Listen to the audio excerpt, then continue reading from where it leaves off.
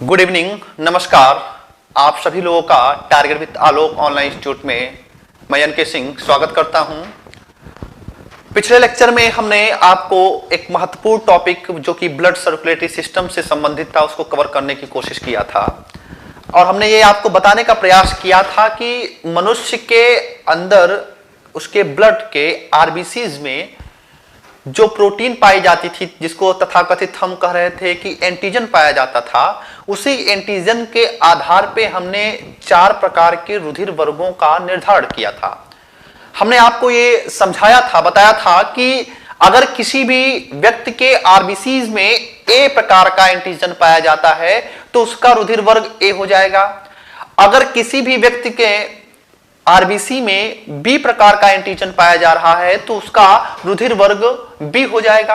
अगर किसी भी व्यक्ति के शरीर में दोनों एंटीजन पाए जाते हैं तो उसका रुधिर वर्ग ए बी हो जाएगा और नहीं पाया जाएगा कोई भी एंटीजन तो उसका रुधिर वर्ग ओ हो जाएगा।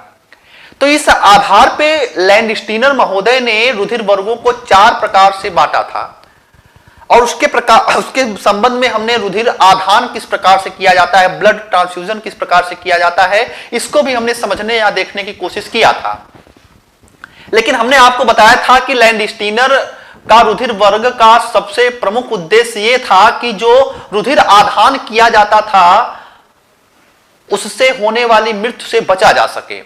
लेकिन हमने आपको कल ही बताया था कि इन रुधिर वर्गों का निर्धारण करने के उपरांत भी कुछ व्यक्तियों में जब रुधिर आधान किया जाता था तो उनके मृत्यु का सिलसिला जारी था। तो पुनः लोग लैंडस्टीनर के पास गए और ये जानने की कोशिश किया कि लैंडस्टीनर ने जो बताया वो क्यों फ्लॉप हो रहा है या फिर क्यों अब रुधिर आधान किया जा रहा है फिर भी ब्लड का विश्लेषण हो जा रहा है, रक्त का थक्का बन जा रहा है और व्यक्ति की मृत्यु हो जा रही है। तो उसके लिए लैंडस्टीनर महोदय अफ्रीका गए, अफ्रीका के जंगलों में गए। लैंडस्टीनर के साथ उनके एक सहयोगी थे वीनर महोदय और बात 1944 की है। तो अफ्रीका के जंगल में उन्होंने एक प्रकार का बंदर था और उस बंदर का नाम था रीसस। उस बंदर का नाम क्या था? रीसस। रीसस नामक बंदर में उन्होंने एक अलग प्रकार की प्रोटीन की खोज किया, एक अलग प्रकार के एंटीजन का खोज किया और उन्होंने बताया कि ये एंटीजन कुछ मनुष्यों में भी पाए जा रहे हैं और जिस भी मनुष्य में ये एंटीजन पाया जाएगा, जिस भी मनुष्य के आरबीसी में ये एंटीजन पाया जाएगा जो कि उस रीसस नामक बंदर में पाया जाता था, उसको आरएच पॉजिटिव कहा जाएगा। आरएच पॉजिटिव किसको कहा जाएगा? जिसमें ये रीसस वाला जो प्रोटीन है, जो एंटीजन है जिसमें पाया जाएगा उसको आरएच पॉजिटिव कहा जाएगा। और जिसमें यह नहीं पाया जाएगा, जिसमें उपस्थित नहीं रहेगा, उसको उन्होंने क्या कहा? उसको उन्होंने कहा आरएच निगेटिव। यानी कि जिसमें नहीं रहेगा तो उसको आरएच पॉजिटिव और जिसमें पाया जाएगा ये एंटीजन उसे क्या उन्होंने कहा? उसे आरएच पॉजिटिव कहा। तो उन्होंने बताया कि ये जो रीसस बंदर में जो पाया जाने वाला प्रोटीन है इसी को उन्होंने आरएच फैक्टर कहा। एक्चुअल में इस रीसस का जो प्रारंभिक अक्षर था आरएच, इसी के आधार पे इस प्रोटीन या इस एंटीजन का नाम उन्होंने क्या कहा? RH factor. अब इसकी उपादेयता कहां पे है इसको समझाने की कोशिश हम करेंगे, लेकिन उससे पहले आपको यह जानना चाहिए कि अभी तक जो लैंडस्टीनर महोदय ने 4 प्रकार के रुधिर वर्गों का बंटवारा किया था, अब उनकी संख्या बढ़कर 8 हो जाती है। यानी कि जैसे अगर मैं कहूं कि जहां पे उन्होंने कहा था ए होता है, बी होता है, ए बी और ओ होता है, अब उनको ये कहना पड़ेगा कि ए पॉजिटिव और क्या कहना पड़ेगा? ए निगेटिव। बी पॉजिटिव कहना पड़ेगा और क्या कहना पड़ेगा? बी निगेटिव कहना पड़ेगा। क्यों? क्योंकि अब एक ऐसा फैक्टर मौजूद हो रहा है जो कि रुधिर वर्गों का एक अलग तरीके से वर्गीकरण करने का प्रयास कर रहा है। तो पॉजिटिव और निगेटिव के आधार पर 8 प्रकार के रुधिर वर्ग हो जाते हैं और जबकि अगर इनको हटा दिया जाता है तो 4 प्रकार के रुधिर वर्ग होते हैं। अभी हम ये भी समझने की कोशिश करेंगे कि ये पॉजिटिव निगेटिव के आधार पर कैसे रुधिर आधान किया जाता है। बेसिकली अभी तक तो हमने केवल इतना समझा कि पॉजिटिव निगेटिव को आधार न बनाया जाए, केवल 4 प्रकार के रुधिर वर्गों में अगर देखा जाए तो उनमें किस तरीके से ब्लड ट्रांसफ्यूजन होता है। लेकिन आपको ये पता होना चाहिए कि इस समय जो है आप जाते हैं ब्लड चेक करवाने के लिए तो कहा जाता है कि आप निगेटिव हैं कि पॉजिटिव हैं, या ए पॉजिटिव है कि ए निगेटिव है। तो वो पॉजिटिव या निगेटिव का संदर्भ है कि अगर पॉजिटिव है तो उसमें आरएच फैक्टर है, और अगर निगेटिव है तो उसमें आरएच फैक्टर नहीं है। तो उसके आधार पे भी अभी हम बातें करने वाले हैं।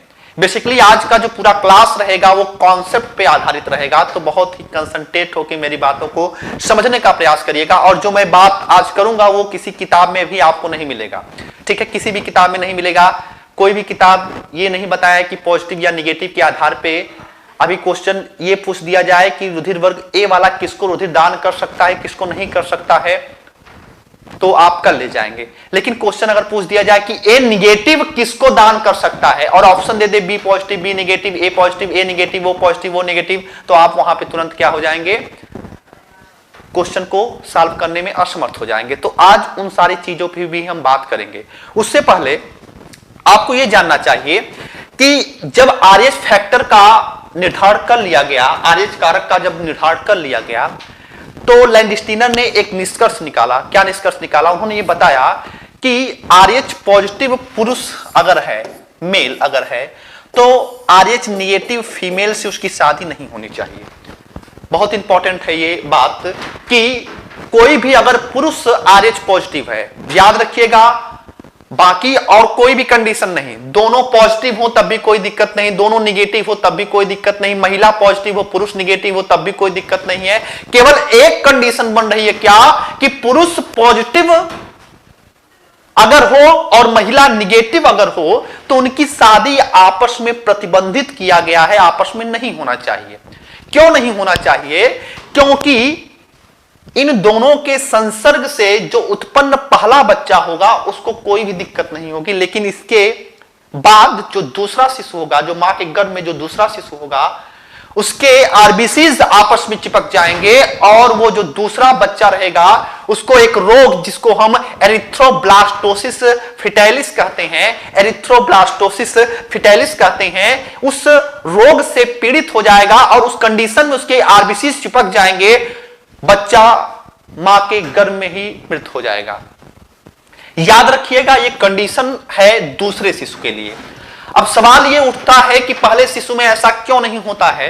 तो पहले शिशु में ऐसा इस वजह से नहीं होता है क्योंकि पहले शिशु के दौरान मां की जो बॉडी होती है, मां का जो शरीर होता है, वो बच्चे के खिलाफ एंटीबॉडी नहीं बनाती है। लेकिन दूसरे केस में क्या होता है, दूसरे केस में उस बच्चे को वह फॉरेनर बॉडी समझ के उसके खिलाफ एंटीबॉडी बना लेती है और परिणाम क्या होता है, परिणाम वो उसको नुकसान पहुंचाने लगती है, जिसके कारण इस बच्चे की मृत्यु हो जाती है। तो आरएच पॉजिटिव और आरएच निगेटिव इन दोनों की शादियां प्रतिबंधित की गई हैं। लेकिन आज विज्ञान इतना आगे बढ़ चुका है कि अगर आपके अंदर जागरूकता है, आप अवेयर हैं और ये जानते हैं कि कोई पुरुष है पॉजिटिव है और महिला कोई निगेटिव है, तो उससे कोई भी दिक्कत नहीं होने वाली है। जब प्रेगनेंसी के दौरान इस समय एंटी आरएच इंजेक्शन लगाया जाता है प्रेगनेंसी के दौरान, और उससे जो है जो बच्चा होता है, दूसरा जो बच्चा होता है वो स्वस्थ होता है, कोई भी प्रॉब्लम या कोई भी दिक्कत नहीं होती है क्योंकि उसके एंटीबॉडी को कैंसिल कर दिया जाता है। तो आज के समय में कोई भी इससे परेशानी या कोई भी दिक्कत नहीं होने वाली, बशर्ते आपको जागरूक इसके प्रति होना चाहिए और ब्लड रिपोर्ट कार्ड जरूर देखना चाहिए कि अगर महिला पुरुष हैं तो उनको जरूर ब्लड कार्ड देखना चाहिए कि हमारा ब्लड रिपोर्ट क्या है और पुरुष का किसका है, ठीक है, ताकि इस होने वाली जो घटना है उससे बचा जा सके। आगे अब मैं बात करने वाला हूं कि जब आरएच पॉजिटिव आरएच निगेटिव को आपने समझ लिया तो हमने कहा है कि अब रुधिर वर्गों को कितने आधार पर बांट दिया गया है, रुधिर वर्गों को 8 भागों में बांट दिया गया। यानी कि अब हो गया रुधिर वर्ग ए positive, A negative, B positive हो गया है, बी निगेटिव हो गया है, ए बी पॉजिटिव हो गया है, ए बी निगेटिव हो गया है, ओ पॉजिटिव हो गया है और ओ क्या हो गया, ओ निगेटिव। ये 8 प्रकार के रुधिर वर्ग हो गए हैं। अब सवाल ये उठता है कि मान लीजिए आपसे क्वेश्चन ने पूछ दिया कि ये बी पॉजिटिव जो है, बी पॉजिटिव है, ये किसको किसको रुधिर दान कर सकता है, और ऑप्शन में आपका ये सारे 1 2 3 4 5 6 7 8 आठों ऑप्शन में रहे आपका, तो आप कैसे टिक करेंगे, कैसे डिफाइन करेंगे कि ये व्यक्ति जो है ये कैसे रुधिर आदान करेगा। कुछ लोग ये बोले थे, एक कमेंट आया था कि सर मुझको समझ में नहीं आया चार्ट। ठीक है, चार्ट उनको समझ में नहीं आया था कि कैसे रुधिर आधान होगा अगर 4 प्रकार के ए बी और ए बी ओ के बारे में बात करें। तो अगर चार्ट नहीं समझ में आया तो एक सिंपल सा जो है, एक मैं फिर से फिगर ड्रा कर रहा हूं, उसको समझ लीजिए, इससे आपको और आसानी होगी। जैसे आपको इसमें करना कुछ नहीं है, आप यहां पे ए लिख दीजिए, ऊपर नीचे आप बी लिख दीजिए, इधर आप ओ लिख दीजिए, यहां पे आप क्या लिख दीजिए, ए बी लिख दीजिए। ठीक है, ये 4 प्रकार के रुधिर वर्ग होते हैं। अगर जिनको चार्ट ना समझ में आया इसको समझ लें, ये बहुत आसान है, इतना तो कर ही सकते हैं, कम से कम ए बी ओ और ए बी तो लिख ही सकते हैं। उसके पश्चात आपको क्या करना है, उसके पश्चात आप 2 कॉन्सेप्ट ये जानते हैं। क्या कॉन्सेप्ट जानते हैं कि ओ को यूनिवर्सल डोनर कहा जाता है, यानी कि जिसको चाहे वह रुधिर दे सकता है, और ए बी को यूनिवर्सल एक्सेप्टर कहा जाता है, एक्सेप्ट जो है यूनिवर्सल रिसिपिएंट कहा जाता है, जिससे चाहे रुधिर ले सकता है। तो ओ जो है ए को भी रुधिर दान कर सकता है, ओ जो है बी को भी रुधिर दान कर सकता है, ओ जो है ए बी को भी रुधिर दान कर सकता है। ये चीज आप जानते हैं। और ये भी आप जानते हैं कि ए बी जो है बी से भी रुधिर ले सकता है और ए से भी रुधिर ले सकता है। इतनी चीजें आप जान लिए, आपका पूरा चार्ट वाला जो झाम है वो सब समाप्त हो जाएगा। बस आप इसको समझ लीजिए। अब इस आधार पे चाहे जिस तरीके से जैसे आप सवाल सॉल्व करते थे चार्ट के माध्यम से, वैसे सवाल आप इसमें भी सॉल्व करेंगे। एक चीज हमेशा याद रखिएगा कि समान रुधिर वर्ग वाला समान व्यक्ति को रुधिर दान कर सकता है, यानी कि ए बी को दान कर सकता है, ए को दान कर सकता है, बी को दान कर सकता है, ओ को दान कर सकता है। यानी कि कोई भी रुधिर वर्ग वाला व्यक्ति अगर है वह अपने रुधिर वर्ग वाले व्यक्ति को रुधिर दान कर सकता है। तो जैसे अगर मैं पूछूं कि आप ये बताइए बी वाला जो है बी किसको किसको दान कर सकता है, तो पहली चीज तो आप ये बताएंगे बी वाला बी को दान कर सकता है। उसके पश्चात आप देखिएगा बी जो है ए बी को दान कर रहा है। ए बी ये जिधर तीर का मुंह का निशान रहेगा, इसका जो माउथ ओपनिंग रहेगी वही उसको दान करेगा। तो बी को दान कर रहा है, ए बी को क्या ओ को कर रहा है, नहीं, क्या ए को कर रहा है, नहीं, क्योंकि तीर का निशान उल्टा है, जिधर आपका तीर का मुंह का निशान रहेगा यानी कि इसको रुधिर दे दान कर रहा है। और किसको नहीं दान कर रहा है, जो बच जाएगा उसको दान नहीं करेगा, यानी कि ए को नहीं दान कर पाएगा, और किसको नहीं कर पाएगा, ओ को नहीं कर पाएगा। ठीक उसी प्रकार से अगर मैं ए की बात करूं तो ए पूछूं कि ए किसको किसको दान करेगा, तो आप कहेंगे पहली चीज तो ए को दान करेगा। उसके पश्चात देख रहे हैं किसको दान कर रहा है, ए बी को। उसके पश्चात क्या किसी को दान कर रहा है, नहीं। क्या किसी का तीर का निशान उधर आगे है, नहीं। तो आप कहेंगे किसको नहीं कर रहा है, आपका ओ को नहीं कर रहा है, और किसको नहीं कर रहा है, बी को नहीं करेगा। इसी आधार पर सवाल चाहे जैसे आए आप सॉल्व कर ले जाएंगे। बस इस चार्ट को भी आप याद रख सकते हैं। ठीक है, उस चार्ट वो आपको बड़ा लग रहा है तो इस चार्ट को आप समझ लीजिए, चाहे जिस तरीके से क्वेश्चन आएगा आप सॉल्व कर ले जाएंगे। किसको दान कर सकता है इसको आप निकाल लेंगे, और जो बच रहा है उसको दान नहीं कर सकता है। अब लेकिन मुद्दा यहां पे ये है पॉजिटिव नेगेटिव के आधार पे हम कैसे ये डिफाइन करेंगे कि कौन किसको रुधिर दान करेगा, कौन किसको रुधिर दान नहीं करेगा। तो अब बहुत कंसंट्रेट होके मेरी बातों को समझने का प्रयास करिएगा, बहुत कंसंट्रेट होके मेरी बातों को समझने का प्रयास करिएगा। ठीक है, देखिए अगर मैं आपसे कहूं कि कोई भी रुधिर वर्ग आपका ए पॉजिटिव है, ए पॉजिटिव, तो इसका मतलब पहली चीज आप क्या समझेंगे, आप ये समझेंगे कि ए रुधिर वर्ग वाले में आरएच एंटीजन उपस्थित है। ए रुधिर वर्ग वाले में आरएच एंटीजन उपस्थित है, यानी कि इसके आरबीसीज में आरएच कारक उपस्थित है, पहली चीज। तो अब मैं ये कह रहा हूं कि ए जो है ये किसको दान कर सकता है, किसको दान कर सकता है, किसमें, ए पॉजिटिव को करेगा कि ए नेगेटिव को करेगा, कि बी पॉजिटिव को करेगा, बी नेगेटिव करोगे, ओ पॉजिटिव ओ नेगेटिव, किसको करेगा ये। तो पहली चीज तो आप ये समझ लीजिएगा कि ए पॉजिटिव है तो ए नेगेटिव को नहीं करेगा, ए पॉजिटिव है तो ए नेगेटिव को नहीं करेगा, नहीं तो क्या हो जाएगा, आपने बताया कि आरएच पॉजिटिव की शादी आरएच नेगेटिव से नहीं होनी चाहिए। तो ए पॉजिटिव अगर है तो ए नेगेटिव से नहीं हो पाएगा। यानी कि अगर मैं बात करूं, ध्यान से समझने की कोशिश करिएगा, अगर मैं बात करूं कितने रुधिर वर्ग हैं आपके, A positive, A negative, B positive, B negative, A B positive, A B और क्या नेगेटिव। तो पहली शर्त अगर ये ए पॉजिटिव है तो ये ए नेगेटिव को नहीं दे सकता, बी नेगेटिव को नहीं दे सकता, ए बी नेगेटिव को नहीं दे सकता, और किसको नहीं दे सकता, आपका ओ नेगेटिव नहीं दे सकता। यानी कि 4 प्रकार के रुधिर वर्ग अब क्या हो गए, कट गए हैं आपके। ठीक है, इनको नहीं दे सकता। अब बच कौन रहे हैं? बच रहा है आपका A positive, B positive, A B positive और क्या होता है आपका ओ पॉजिटिव। ये 4 बच रहे हैं। अब ये बताइए कि ए जो है किसको किसको रुधिर दान करता है? ए जो है ए को दान कर सकता है और किसको कर सकता है? ए बी को। ए को दान कर सकता है और किसको कर सकता है? आपका ए बी को कर सकता है। तो इसका मतलब है ए पॉजिटिव जो है वह ए को दान कर सकता है और किसको दान कर सकता है? ए बी को कर सकता है। अब ए जो है ए पॉजिटिव भी होता है, ए निगेटिव भी होता है, ए बी पॉजिटिव भी होता है और ए बी क्या होता है? निगेटिव भी होता है। ठीक है, तो ए निगेटिव को करेगा नहीं क्योंकि हमने पहले ही यहां पे क्या कर दिया? कट कर दिया है। ए बी को करेगा नहीं क्योंकि इसको भी कट कर दिया है। तो होने वाला रुधिर वर्ग क्या होगा? किसको किसको ये दान कर सकता है? केवल ये ए पॉजिटिव और ए बी निगेटिव को कर सकता है। फिर से समझिएगा, अगर नहीं समझ में आया इस चीज तो आप फिर से समझिएगा। ठीक है, जैसे दूसरा सवाल देखते हैं। दूसरा सवाल देखते हैं कि मान लीजिए बी पॉजिटिव है, मान लेते हैं कि बी पॉजिटिव है, बी पॉजिटिव है और ये मैं पूछना चाहता हूं कि बी पॉजिटिव जो है किसको किसको रुधिर दान कर सकता है? तो पॉजिटिव है तो पहले निगेटिव को नहीं करेगा। ठीक है, क्यों? क्योंकि आर एच पॉजिटिव जो है आर एच निगेटिव से नहीं हो सकता, तो निगेटिव नहीं होगा, यानी ए निगेटिव कट गया, बी निगेटिव कट गया, ए बी निगेटिव कट गया और क्या कट गया? ओ निगेटिव कट गया। तो बच कौन रहा है आपका? A positive, B positive, A B positive और ओ पॉजिटिव। कभी भी पॉजिटिव निगेटिव को नहीं करेगा। इसके पश्चात अब इन चारों में हमको देखना है ये बी पॉजिटिव किसको रुधिर दान करेगा। तो बी के बारे में आप देखिए, बी बी को कर सकता है और किसको? ए बी को कर सकता है। बी बी को कर सकता है और ए बी को कर सकता है।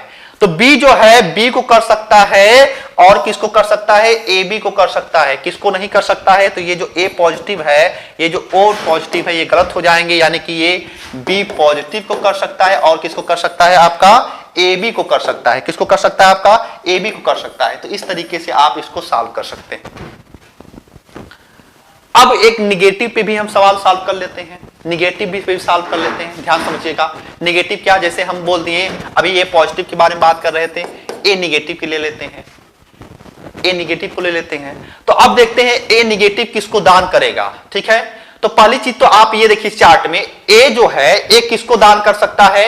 ए को दान कर सकता है, ए बी को दान कर सकता है।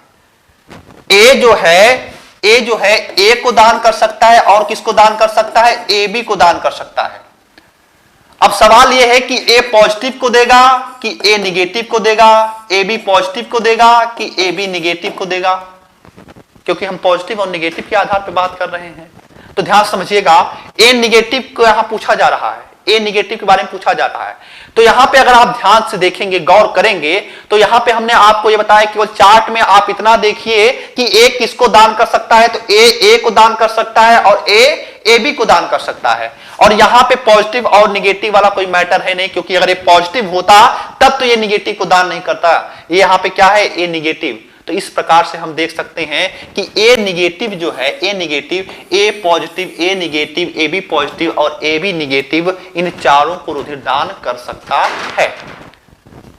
इन चारों को रुधिर दान कर सकता है। अगर इसको थोड़ा सा और मैं क्लियरली पूरा एक चार्ट के माध्यम से बनाना चाहूं तो आप एक चार्ट को समझ सकते हैं। ठीक है, इस चार्ट को आप समझ सकते हैं। जैसे कि मैंने ए निगेटिव के बारे में आपको बताया है, ए निगेटिव के बारे में बताया है, तो यहाँ पे ए निगेटिव के बारे में आप समझने की कोशिश करिएगा। देखिए ए निगेटिव क्या है? A positive, A negative, A B positive, A B negative को ये दान कर रहा है। ठीक है, तो इस तरीके से आप सवाल को आसानी से सॉल्व कर लेंगे।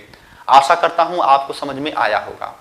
जैसे एक और मैं ले लेता हूं, ठीक है, एक और मैं ले लेता हूं, जैसे ओ निगेटिव के बारे में बात कर लेता हूं कि ओ निगेटिव क्यों जो है सबको दान कर सकता है। यहाँ पे जो है एवरीवन, यानी कि सबको ये रुधिर दान कर सकता है। ये क्या है? ये जो है ये रुधिर किसको किसको दान कर सकता है, यहाँ पे लिखा गया है आपका। और किसको नहीं दान कर रहा है, बाद में जो बचेगा। यानी कि जैसे अगर मैं कहूं कि ए पॉजिटिव किसको रुधिर दान कर रहा है, तो ए पॉजिटिव को रुधिर दान कर रहा है, ए पॉजिटिव को, ए बी पॉजिटिव को कर रहा है। कौन कौन बच रहे हैं? जो भी बच रहे हैं उनको रुधिर दान नहीं कर सकता है। जैसे मैं बताने की कोशिश कर रहा हूं कि ओ निगेटिव, ठीक है, ले लेते हैं ओ निगेटिव को, कि ओ निगेटिव जो है ये किसको किसको रुधिर दान कर सकता है। ध्यान समझिएगा, ओ निगेटिव किसको किसको रुधिर दान कर सकता है। तो जैसे अगर मैं बात करूं कि आप चार्ट बनाएंगे, तो चार्ट आपका क्या था? चार्ट आपने ए लिखा था, बी लिखा था, इधर लिखा था ए बी, और तीर का निशान कैसे बनाना है? ओ सबको देता है रुधिर दान, तो इस तरीके से बना लीजिए। ए बी सबसे लेता है, तो आप इस तरीके से बना लीजिए। इसके पश्चात O के बारे में आप देखिए सबसे पहले चार्ट में कि O किसको दे रहा है, A को भी दे रहा है, B को भी दे रहा है, AB को भी दे रहा है, और खुद को तो देगा ही, क्योंकि समान रुधिर वर्ग वाला अपने व्यक्ति को अपने समान रुधिर वर्ग वाले व्यक्तियों को रुधिर दान करेगा। यानी कि O जो है ये क्या करेगा, ये A को भी देगा, ये B को भी देगा, ये क्या करेगा AB को भी देगा, और ये क्या करेगा O को भी देगा। अब सवाल यहां पे पॉजिटिव निगेटिव को लेके है, तो A positive, A positive, A negative, A positive और क्या आपका A निगेटिव, B पॉजिटिव और क्या आपका B निगेटिव, AB पॉजिटिव और क्या आपका AB निगेटिव, और O पॉजिटिव और क्या आपका O निगेटिव। तो यहां पे आप ये देख सकते हैं कि ये निगेटिव है।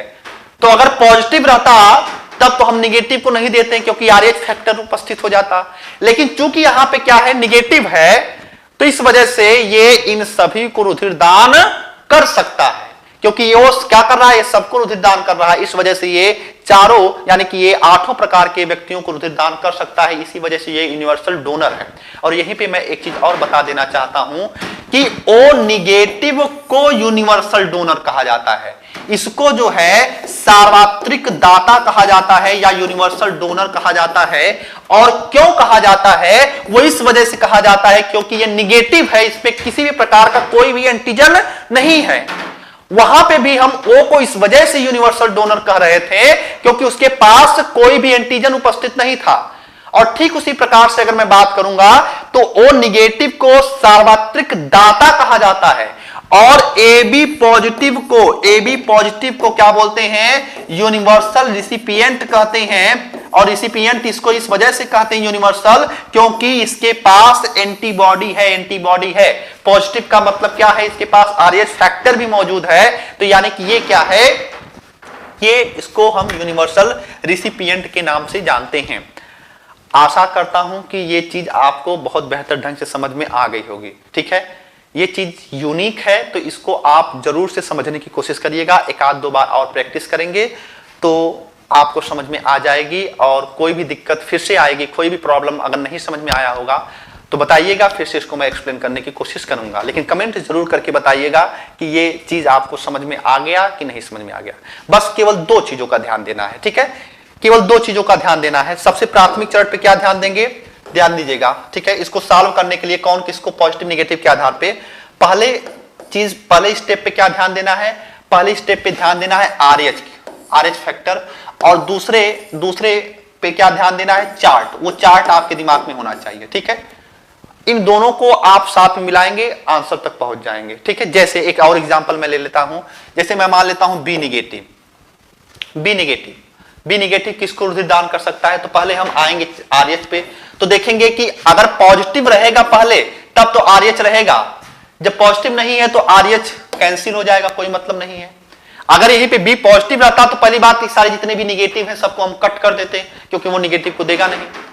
चूंकि आपका यहाँ पे RH का कोई मुद्दा नहीं, फिर आएंगे चार्ट पे आएंगे तो हमने बताया कि O, ठीक है, O क्या कर रहा था, सबको रुधिर दान कर रहा था। इधर A है, इधर क्या है आपका B है, इसके पश्चात तीर का निशान आपने इस तरीके से बनाया था।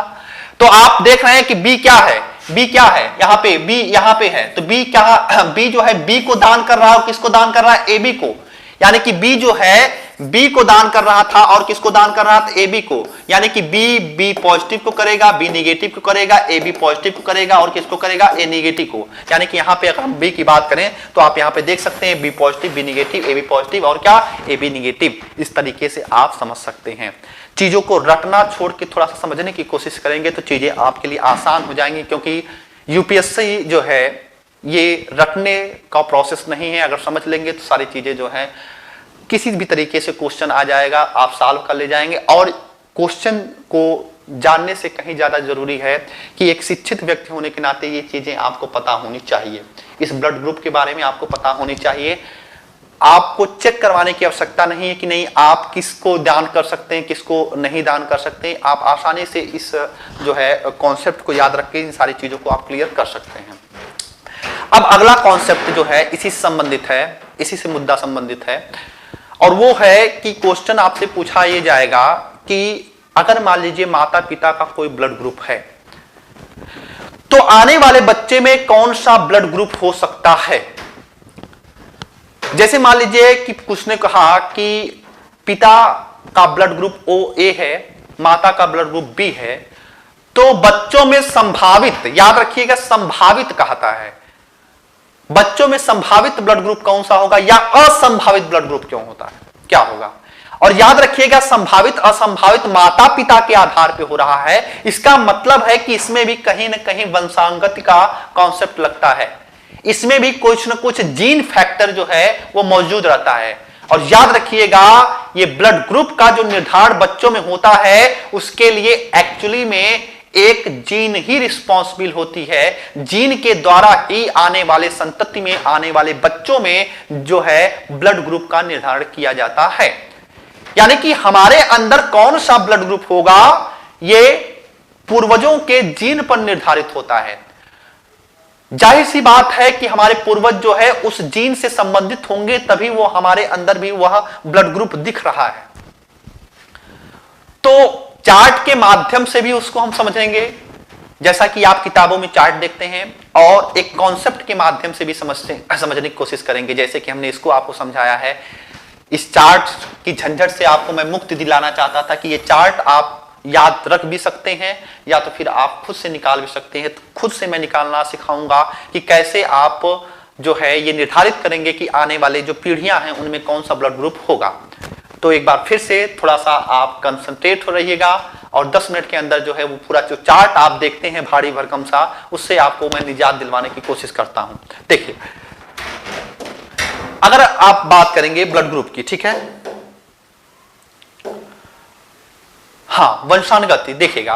अब जैसे ये चार्ट है, ये चार्ट आपका है और चार्ट आप देखते होंगे तो क्वेश्चन आपसे ये पूछेगा कि मान लीजिए माता में ए ब्लड ग्रुप है तो पिता में ए है, तो बच्चों में कौन सा हो सकता है, तो ए हो सकता है या ओ हो सकता है। और कौन सा असंभावित हो सकता है, कौन सा असंभावित हो सकता है, तो ए ओ हो सकता है। बच कौन सा रहा है, बी नहीं हो सकता है। और क्या नहीं हो सकता, ए बी, जो बच रहा है वो नहीं हो सकता है। ए और बी को अगर मिलाते हैं तो ये चारों प्रकार के रुधिर वर्ग हो जाते हैं, ये चारों प्रकार के रुधिर वर्ग हो जाते हैं। यानी कि असंभावित क्या होता है, असंभावित कुछ भी नहीं होता है, ठीक है। ठीक उसी प्रकार से आप देखते हैं ए अगर माता है पिता ए बी है तो आने वाले बच्चों में ए होगा या बी होगा या ए बी होगा, तो कौन असंभावित होगा, ओ असंभावित होगा। लेकिन इसको आप याद कैसे रखेंगे, ये इतना बड़ा चार्ट है, कैसे आप याद रखेंगे, तो कॉन्सेप्ट पे आते हैं और उसको समझने का प्रयास करते हैं। जैसा कि हमने बताया कि ब्लड ग्रुप का जो निर्धारण करता है वो एक प्रकार का जीन करता है, एक प्रकार का जीन करता है, और उस जीन का नाम होता है आइसोहीमोग्लूटानाइजेन। आइसोहीमोग्लूटानाइजेन एक प्रकार की जीन होती है जो कि हमारे ब्लड ग्रुप का निर्धारण करती है। और जीन दो प्रकार की होती है, एक जीनोटाइप होती है, एक फिनोटाइप होती है, एक प्रभावी होती है, एक अप्रभावी होती है।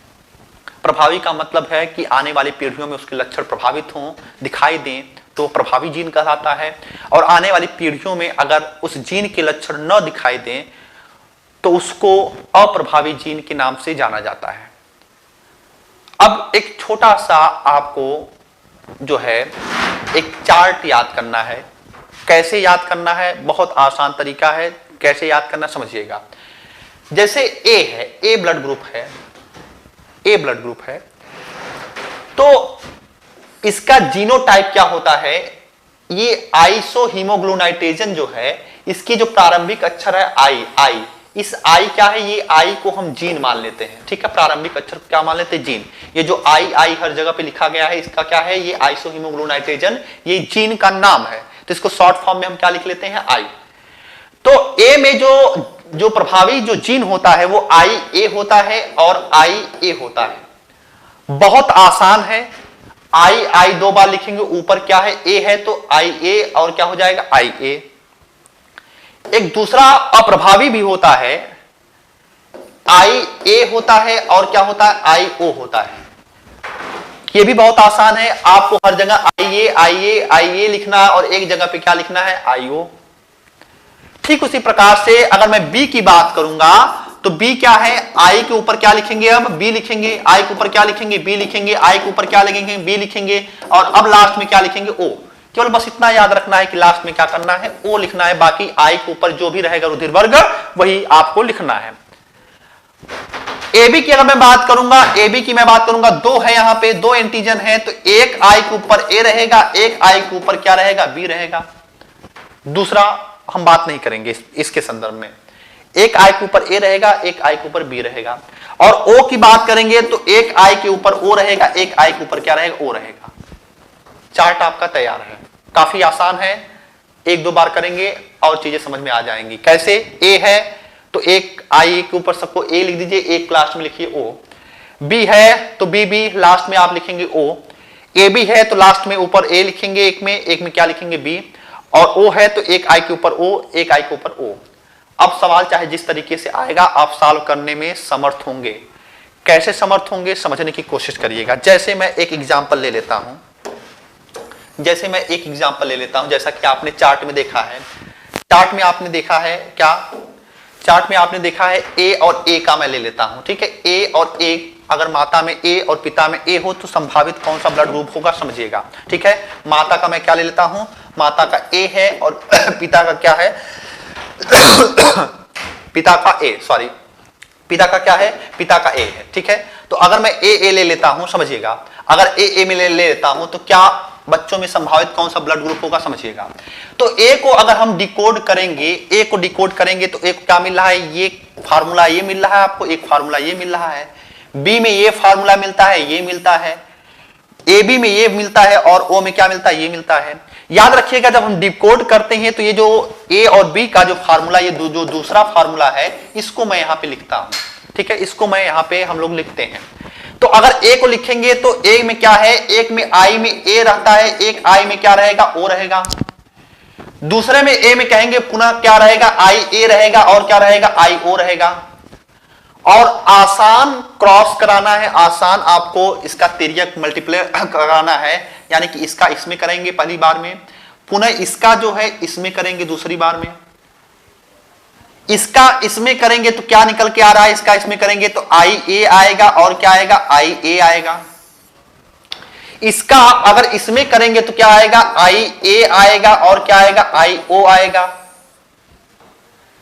पुनः ये जो दूसरा वाला है, दूसरे वाले को आप इसके पहले वाले में करेंगे, पुनः इस दूसरे वाले का इसके दूसरे में करेंगे, इस दूसरे का इस पहले में करेंगे तो क्या आएगा, आई ओ आई ए भी आ सकता है और इसी को हम पलट के भी लिख सकते हैं आई ए आई ओ, कोई भी दिक्कत नहीं है। और पुनः आई ओ का आई ओ में गुणा करेंगे तो क्या आएगा, आई ओ आएगा और क्या आएगा, आई ओ आएगा। ये चीज समझ में आ गई होगी। फिर से मैं रिपीट कर दूं, पहले का आप इस पहले दूसरे में गुणा करेंगे, पुनः इस दूसरे का इस पहले और दूसरे में गुणा करेंगे और जो आएगा क्रॉस करके आप लिख देंगे। आईए क्या होता है यहां पे देखिएगा, आईए क्या होता है, ए क्या होता है, ए। आईए आई ओ क्या होता है, आईए आई ओ क्या होता है, ए। आईए आई ओ क्या होता है, ए। और आई ओ क्या होता है, ओ। आपने ये समझ लिया। अब आपका आंसर सामने है। अब देखिएगा ये जो तीन जो रिपीट हो रहा है उसको काट दीजिए, जो रिपीट हो रहे हैं काट दीजिए, एक रहने दीजिए। तो क्या बच रहा है, ए ब्लड ग्रुप हो सकता है और क्या ब्लड ग्रुप हो सकता है, ओ। यानी कि अगर माता ए और पिता ए हो तो आने वाला जो बच्चा रहेगा या तो वह उसमें ए ब्लड ग्रुप पाया जाएगा या तो उसमें कौन सा ब्लड ग्रुप पाया जाएगा, ओ ब्लड ग्रुप पाया जाएगा, या तो उसमें कौन सा ब्लड ग्रुप पाया जाएगा, ओ ब्लड ग्रुप। आप देख सकते हैं कि यहां पे ए हो सकता है और क्या हो सकता है, ओ हो सकता है। और क्या नहीं हो सकता है जो बच रहा है, यानी कि बी नहीं हो सकता है और ए भी नहीं हो सकता है। इस तरीके से आप सॉल्व कर सकते हैं। एक दूसरा मैं ले रहा हूं, ठीक है, ए और बी का ले रहा हूं, ठीक है। फिर से समझ लीजिए, एक मैं दूसरा एग्जांपल ले रहा हूं, इसको भी समझ लीजिए। अगर ए और बी का ले लेता हूं, ए और बी का ले लेता हूं, समझिएगा। मान लीजिए एक ब्लड ग्रुप मैं ले रहा हूं ए और दूसरा क्या मैं ले रहा हूं आपका बी। ए क्या, दूसरा क्या, बी। पुनः ए का आप क्या लिखेंगे, दूसरा वाला फार्मूला, यानी कि आई ए और क्या, आई ओ। याद हो गया होगा अब आपको। बी का आई बी और क्या, आई ओ। याद हो गया होगा आपको, ठीक है। बहुत आसान है। दूसरा वाला फार्मूला लेंगे तो लास्ट में हमको क्या करना है, केवल ओ लिखना है। लास्ट में क्या लिखना है हमको, ओ लिखना है। क्रॉस कराएंगे, पहले का पहले में गुणा कराएंगे तो क्या आ जाएगा, पहले का पहले में गुणा कराएंगे तो क्या हो जाएगा, आई ए आ जाएगा और क्या आ जाएगा, आई बी आ जाएगा। पहले का आप क्या करेंगे, दूसरे में गुणा कराएंगे तो क्या आ जाएगा, आई ए आ जाएगा और क्या आ जाएगा, आई ओ आ जाएगा। ठीक, पुनः दूसरे वाले का पहले में गुणा कराएंगे तो क्या आ जा रहा है आपका, आई बी आई ओ या आई ओ आई बी, कुछ भी लिखिए कोई दिक्कत नहीं है, आई बी और आई ओ लिखिए कोई दिक्कत नहीं है।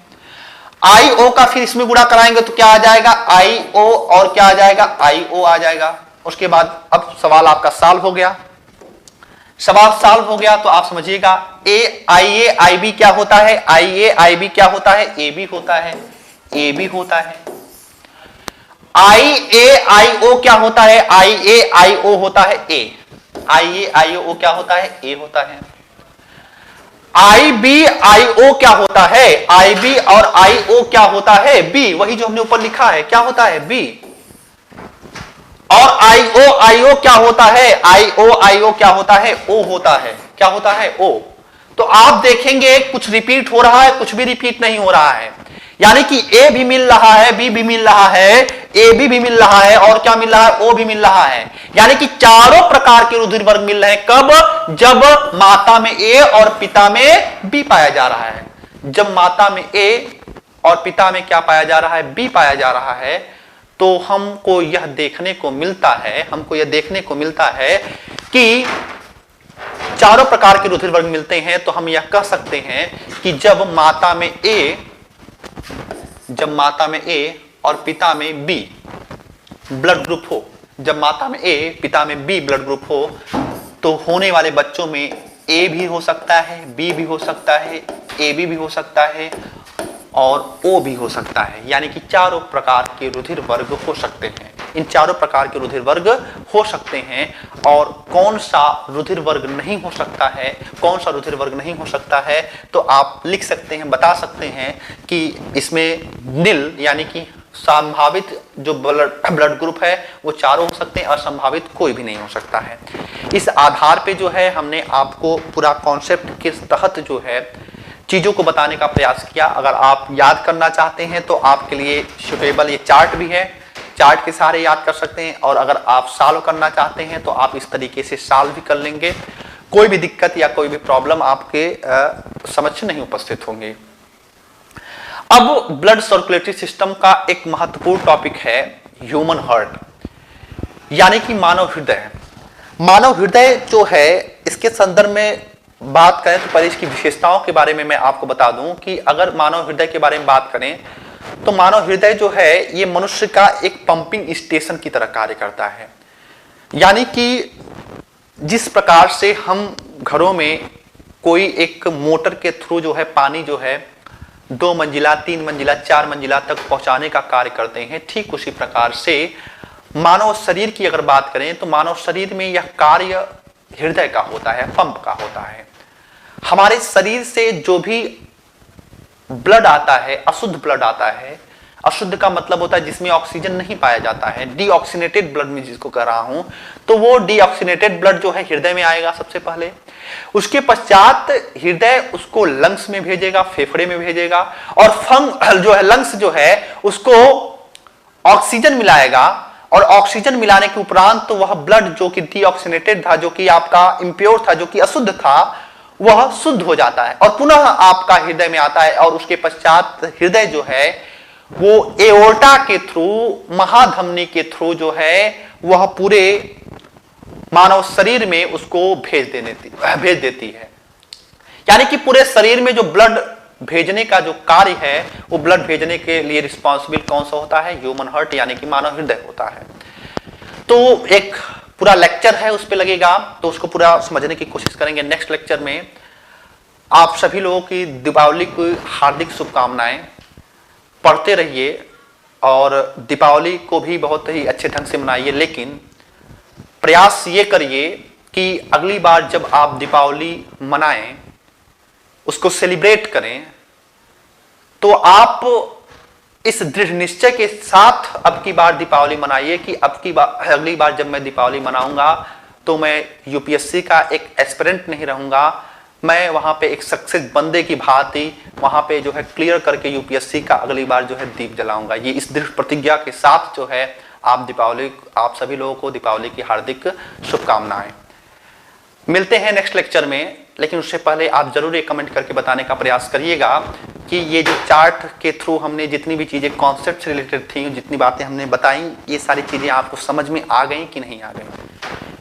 Thank you.